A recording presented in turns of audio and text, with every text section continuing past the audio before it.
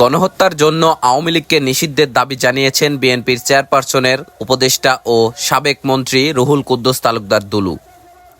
বৃহস্পতিবার বেলা 12টার দিকে নাটোর প্রেস ক্লাবের সামনে আয়োজিত বিশাল জনসভায় দুলু এ দাবি জানিয়ে বলেন, আওয়ামী লীগ যুদ্ধ অপরাধের দায়ে জামাতকে নিষিদ্ধ করেছিল।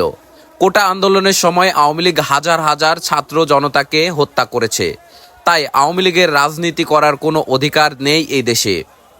প্রত্যেকটি হত্যা ও অন্যায়ের বিচার করবে বিএনপি। এই গণহত্যার জন্য আওয়ামী লীগকে নিষিদ্ধ করা হোক।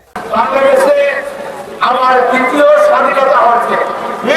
স্বাধীনতার জন্য যদি জামাতকে আপনারা নিষিদ্ধ করেন, এই দ্বিতীয় স্বাধীনতার জন্য এই ছাত্র এই বৈষম্য বিরোধী আন্দোলনের নেতারা যে অর্জন করেছে, তাদের রক্তের উপর দিয়ে তাদেরকে রক্তাক্ত করা হয়েছে,